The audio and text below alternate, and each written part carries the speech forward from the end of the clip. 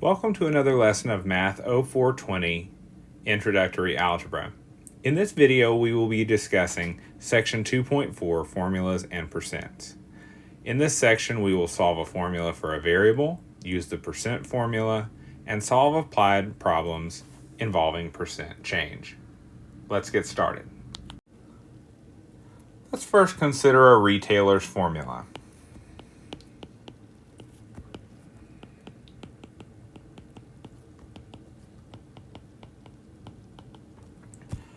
That formula is C plus M equals S. So C is the cost to the retailer. M is how much they mark the price up.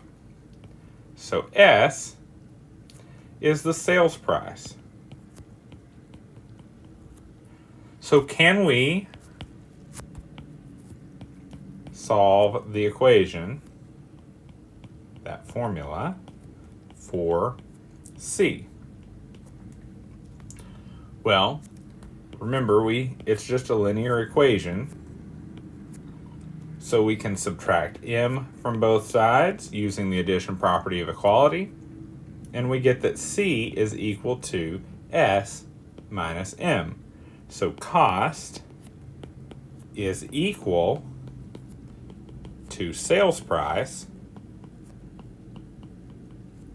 minus their markup.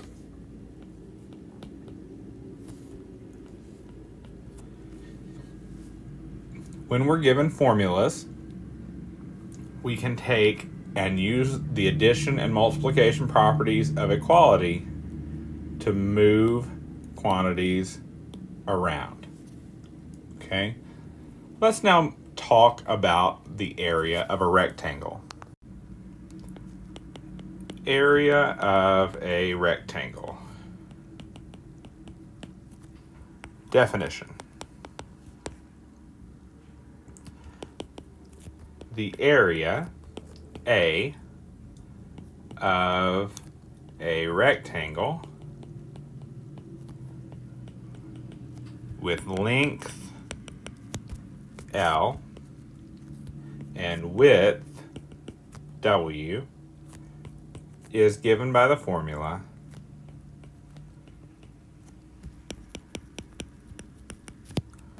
A equals L times W.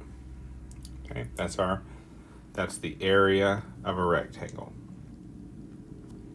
Okay. Example 1. We want to solve this formula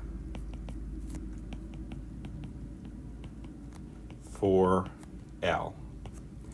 Okay, so we have area is equal to length times width. How do we undo that length times width? Well, we undo multiplication with division.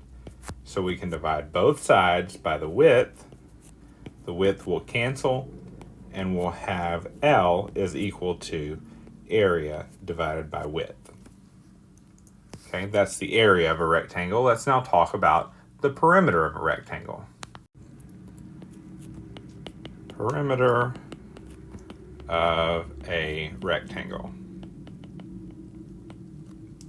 And perimeter is the sum of the lengths of its sides.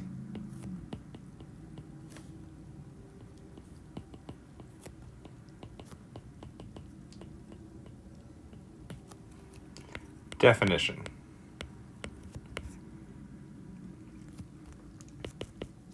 The perimeter, P, of a rectangle with length L and width W is given by the formula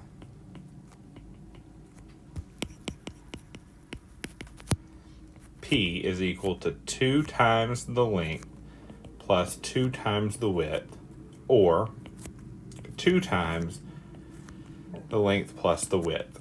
And you can use either one of the versions of that as your formula. In example 2, we want to solve the perimeter formula for L. So P is equal to 2 times L plus 2 times W. We want to get L by itself. So we're going to have to get rid of the 2W on the right-hand side. And since we're adding 2W, the way we move it is by subtracting 2W from both sides. So we're left with P minus 2W is equal to 2L. Well, that's 2 times L. How do we undo 2 times? Well, we do that by division. So we divide both sides by 2, and we get that L is equal to the perimeter minus 2 times the width divided by 2. And that gives us our length. Okay, let's talk about another type of formula in example 3. Example 3. The total price of something purchased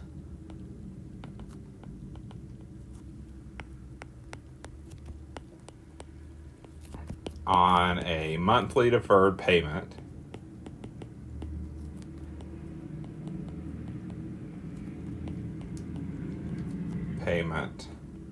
plan can be described with the following formula.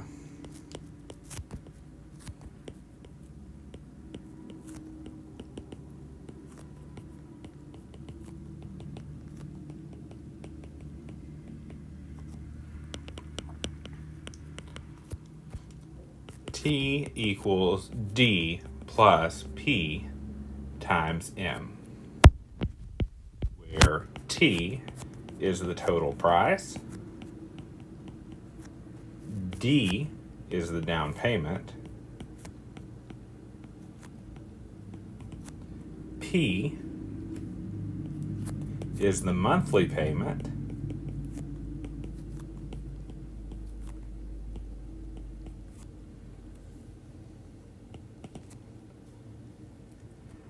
and M is the number of payments.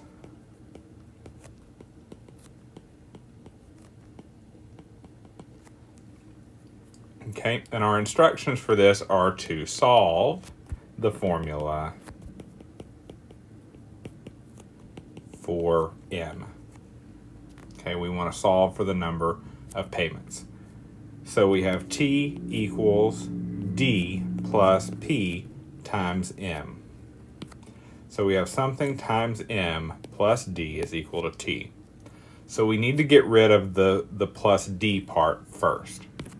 So we subtract D from both sides, and we get T minus D is equal to P times M.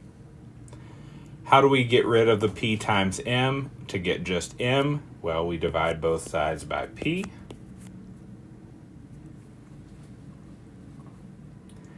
And the P's will cancel, and I'm left with M equals the total price minus the down payment divided by the monthly payment. And that gives us the total number of months that we need to pay this for. Okay, let's do another example with a different formula.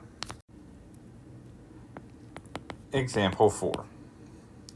We want to solve the formula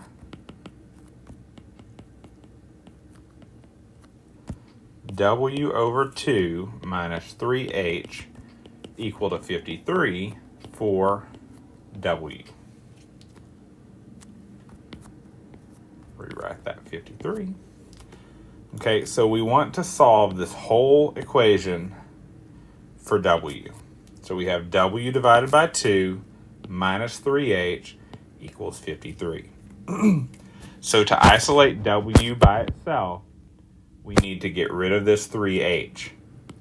And the way we do that is by adding 3H to both sides. So we have W divided by 2 is equal to 3H plus 53. Okay, now we have 1/2 of W. That's what W over 2 means. So how do we get rid of that division by 2? Well, we multiply both sides of our equation by 2. So 2 divided by 2 is 1, so we have W on the left-hand side. And 2 times 3h gives us 6h. And 2 times 53 with distributing gives us 106. So if we were to solve that formula for W, we get W equals 6h plus 106. Okay, so now we've dealt with formulas of various kinds. Let's now imagine that we have a formula involving percent. So imagine, again, that we have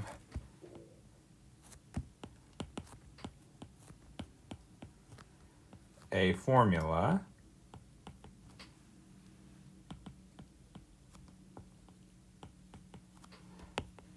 involving percent. And that formula is A equals P times B. So in words, A is P percent of B, where A is the number being compared to B, B is the base number, and P is the percent in decimal form. Okay, let's talk about some questions that you may be seeing as you work through percents, and what you will be given, and the formula, the way you will use the percent formula to solve that problem. Okay? Okay, so we have this table that has the various possibilities that you might see for solving a percent problem. Okay, and we're going to go through these individually. The first question you may see is, what number is P percent of B? In that case, what we will be given is we will be given P and B. Okay, we'll be given the percent and the base number we care about. We will want to solve for A. Well, that's how our formula is presented to us, is A is equal to the percent times the base. So A equals P times B. That one you should have just fine. The next possible question is A, the number we're comparing, is P percent of what number? Okay, so in that case, we will be given the comparison number A, the percent, and we'll want to solve for B. Okay, so we can use that same formula, and the way we solve for B is by taking A equals P times B and dividing both sides by P. So the P's will cancel, and we'll get that B is equal to the comparison number divided by the percent. Remember, percent's in decimal form. And finally, you may see that A, the number being compared, is what percent of B. So in that case, we have A and B, and we want to solve for the percentage P. We can use the same formula, A equals P times B, to solve for P, and that's going to be A divided by B. We'll divide both sides of that formula by B, and we get the percentage is equal to the comparison number divided by the base number. Okay, take a few minutes, pause the video, take a look at the different types of questions, and when you do your homework, you'll be able to organize into these 3 types of percent questions, and then these formulas that you will use given these information. So again, pause for a minute, make sure you have this table so you understand the way these questions will be formatted. Example 5. So what number is 9% of 50? Okay, so what are we given in this case? Well, we are given the percent and the base number. So we want to find what number is 9% of 50. So A equals P times B. So A is equal to 0.09, which is 9%, times 50.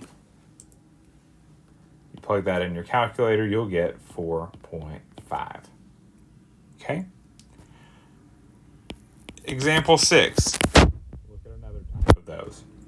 4 is 25% of what number? Okay, so in this case, we are given A, and we're given a percent. So we're looking for B. We're solving for B. So B is equal to A over P. Well, A is 4, and 25% as a decimal is 0.25. 4 over 0.25 is 16. Okay, example 7. You can imagine what type this one may be. We'll do it anyway. We'll say 18 is what percent of 50? Well, this time we have the percent. Sorry, we don't have the percent. We're looking for the percent. And we have 18 is what percent of 50?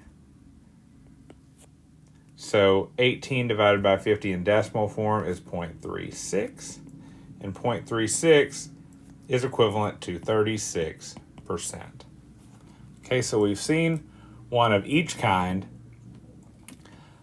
Let's talk about percent increase and decrease. Okay, the change is what percent of the original amount?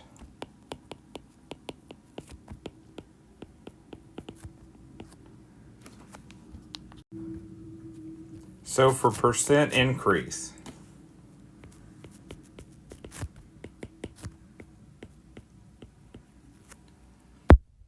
again, we have the formula A equals P times B. So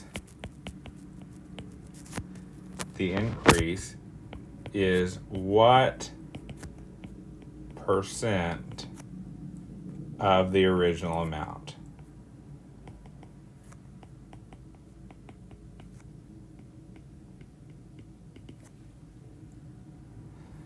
So the increase is referring to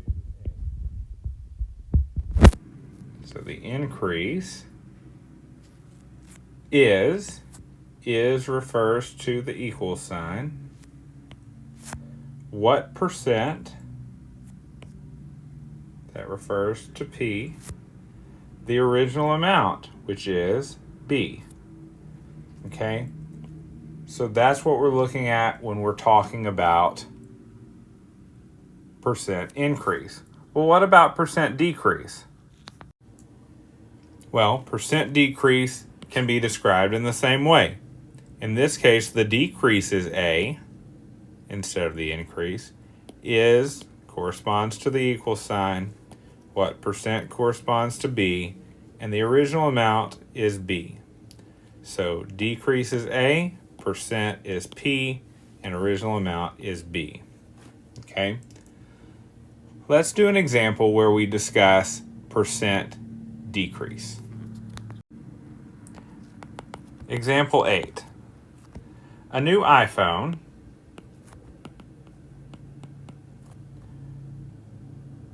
fill in the blank on the model, Pro,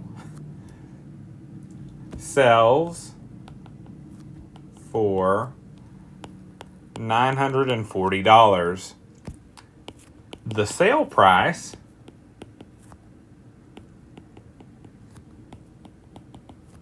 with AT&T, the carrier,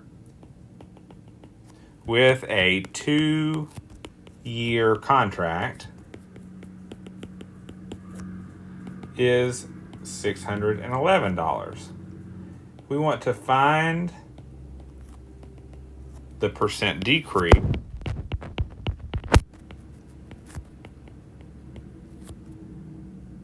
in the price of the new iPhone.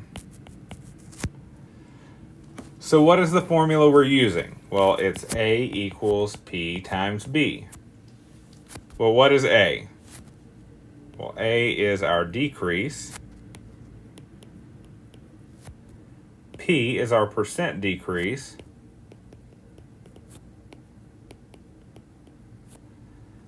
And B is our original amount. So we want to solve for P.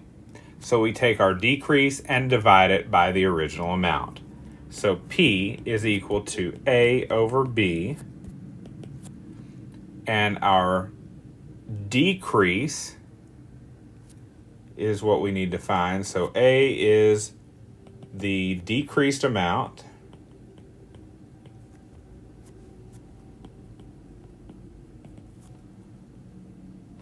So how much is it decreased by? Well, that's 940 minus 611, which is $329.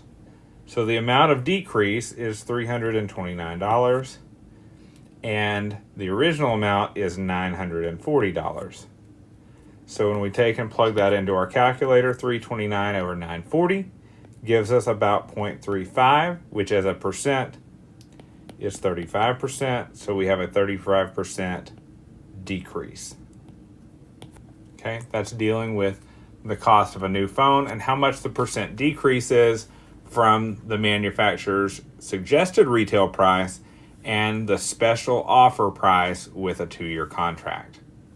Okay, let's now discuss the promises of a politician, which you can find in your book on page 151. Example 9, our last example for this section. Promises of a politician.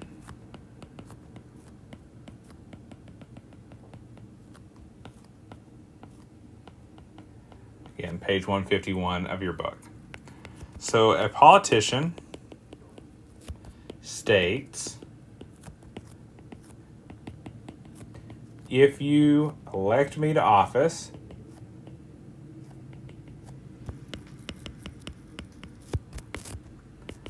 I promise to cut your taxes for each of my first 3 years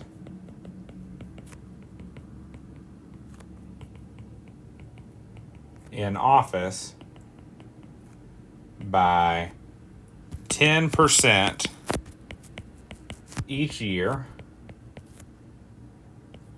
for a total reduction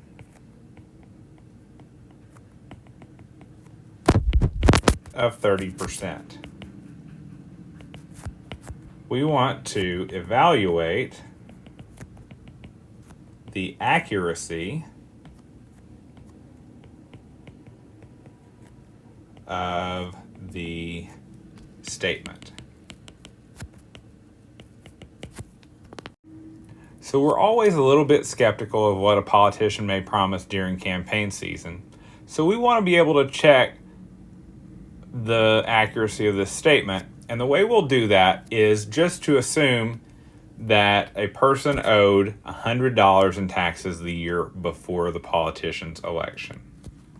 So assume that to check the accuracy, that a person, doesn't matter who it is, owed $100 in taxes the year before the politician's election.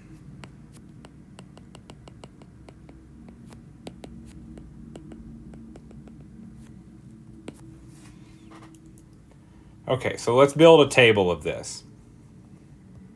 Okay, so we need the year, right? So we need years 1, 2, and 3.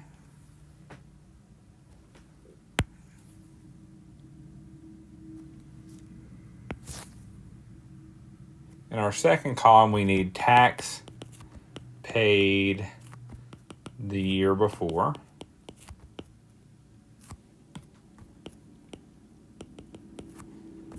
And that's to say, what did they pay before the year they're currently in? What a 10% reduction would be. And finally, what their taxes paid for this year. So again, in year one, we look to the year before, which we were given that, we are assuming. Then we'll take a 10% reduction to find out what the taxes paid this year are. Okay? So in year one, the previous year we paid $100 in taxes. A 10% reduction would be 0.1 times our taxes from the previous year. Well, 0.1 times 100 will give us $10. So the taxes paid this year would be $100 minus $10. Well, 100 minus 10 is 90, right? So in year two, how many dollars did we pay in taxes before? Well, we paid $90. And we get that from this column right here. So a 10% reduction, same thing, 0.1, except this time we multiply by 90. Well, 0.1 times 90 is 9. So that's a $9 tax reduction. So that's 90 minus $9, which is a total of $81. Okay, so when we start year three, we paid $81 in taxes the year before. So 0.1 times 81 gives us $8.10. So we do $81 minus $8.10. And so the taxes we pay in year three are $72.90. So what is our total tax reduction?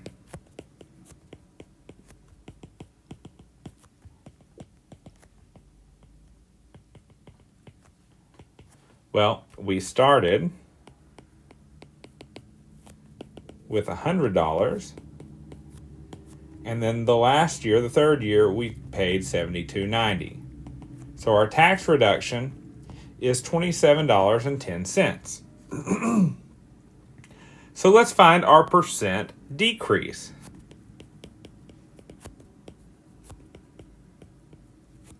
So A equals P times B, and we want to find our percent decrease. So we're going to do P is equal to A over B. So our reduction is 27.1, and our original amount is 100. So that gives us a decimal value of 0.271, or 27.1%. So did he reduce our taxes by 30% after 3 years? Well, the answer is no. So our politician is bad at math and is probably a liar based on this information, whether intentionally or not, because 27.1% is not 30%. So just because the reduction is the same, we're reducing by 10% each year, the value we are reducing from is changing every year. That's called our reference value. Because the reference value changes every year, a 10% reduction is not additive. You can't add those percentages up. Okay? So, again, our politician did not tell the truth about how his tax cuts would work. That is the end of section 2.4, formulas and percents. If you have any questions, please let me know. Good luck on your homework, and I will see you in the next one.